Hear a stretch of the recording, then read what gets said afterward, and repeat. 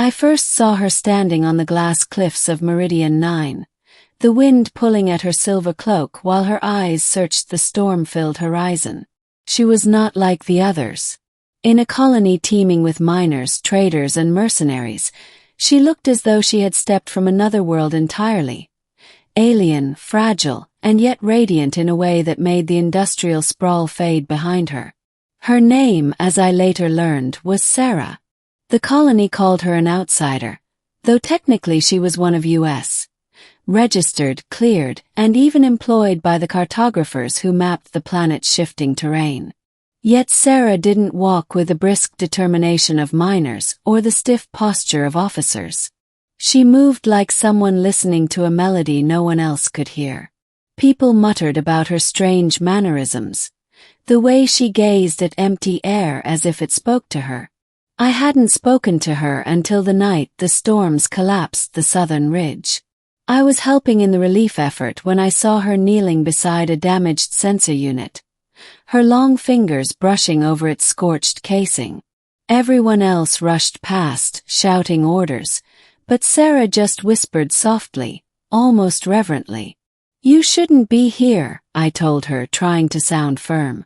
"This place could still cave in." She turned to me, her eyes glowing faintly with an otherworldly sheen. "The machines are crying," she said. I almost laughed, but something about her expression, earnest, unflinching, stopped me. That was the beginning. The gift. Over the following weeks, I saw Sarah more often. At first by chance, then because I found myself searching for her. She spent her days in places few bothered to visit. The abandoned observatories, the subterranean data vaults, the windswept canyons where the planet's magnetic fields played tricks on instruments. One evening, she asked if I would walk with her. "Do you hear it?" she asked as we stood beneath the sky's auroras. "Hear what?" I asked. "The pulse," she said. "The world beneath the world." I listened, and of course I heard nothing. But she spoke with such conviction that I almost believed I should. She told me the planet wasn't just rock and mineral. It was alive, ancient, and speaking in patterns only she could perceive. I wanted to dismiss it as superstition, but then she proved it. She led me to a ridge where our scanners had failed to detect any deposits. She pressed her palm against the stone, closed her eyes, and whispered, "Here." When we drilled the next day, we found a rich vein of rare crystals, the kind the corporations would kill for. News spread quickly, but Sarah avoided the recognition. To her, it wasn't about riches or status. "The planet showed me," she said, as if she were merely a messenger. And yet she always told me first. Not the overseers, not the corporate reps. She would look at me with those luminous eyes and say, "I want you to see what I see." And I began to think that maybe I was special to her. To the divide. As Sarah's discoveries multiplied, so did suspicion. Some called her a witch. Others whispered about corporate espionage, genetic modifications, or ancient alien heritage. Scientists tried to study her, but she wouldn't cooperate. To me, she remained open, trusting. She'd sit with me for hours, telling me about the threads of resonance she could follow through space and time. She described them as shimmering strands, weaving reality together. "You believe me, don't you?" she asked once, searching my face. I hesitated too long. She frowned. "You don't." "I don't understand," I admitted. "But I want to." That seemed to satisfy her, for a while. But the colony leaders grew restless. They wanted control of her ability, wanted to replicate it, monetize it. When Sarah resisted, they pressured me, knowing I had her trust. "You're close to her," the commander said. "Get her to cooperate. For everyone's sake." I told myself I wouldn't betray her. But a part of me, hungry for approval, desperate to matter, began nudging her gently, suggesting she share more, that she let others in. She noticed. Course she did. You think I'm your secret, she said one night, her voice trembling. Like a jewel only you can hold up to the light. But it isn't me who chose you.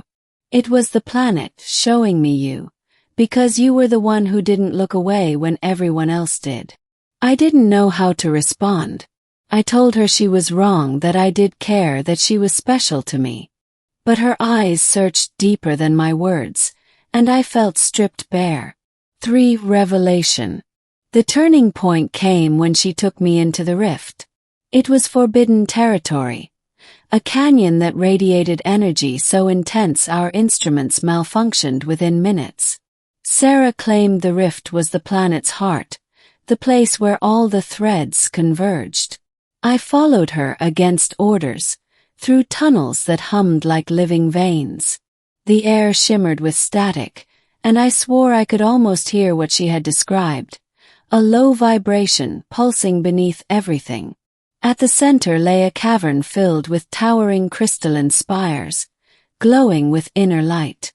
Sarah touched one, and suddenly the chamber lit up, strands of energy weaving through the air like webs of living fire. I staggered back, overwhelmed. She smiled at me, radiant. Now you see. And I did. For the first time I felt the resonance, not as sound but as truth vibrating in my bones.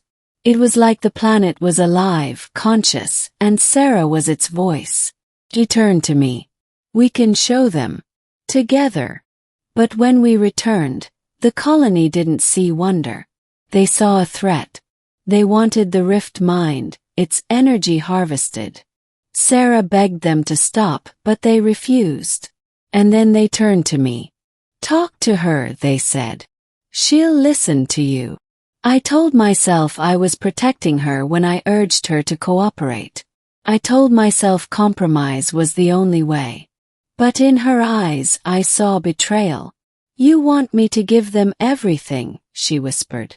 And you tell yourself it's because you love me. But it's not love. It's hunger. You want to matter. You think I make you special. Her words cut deeper than any blade.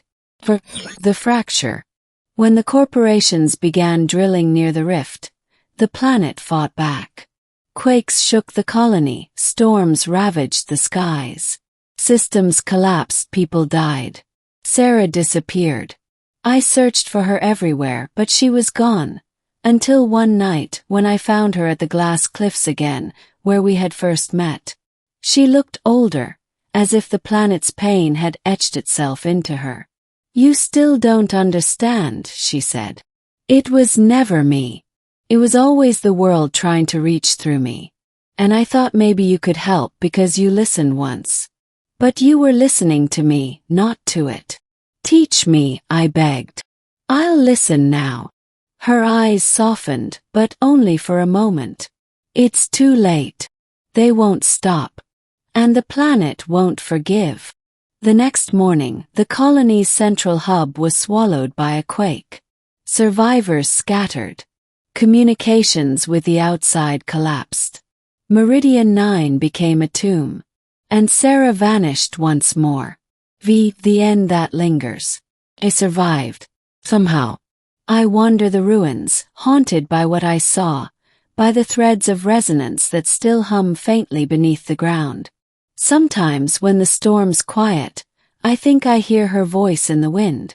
She's out there still, I'm sure, walking the shattered veins of the planet, listening to its cries, guiding it as best she can.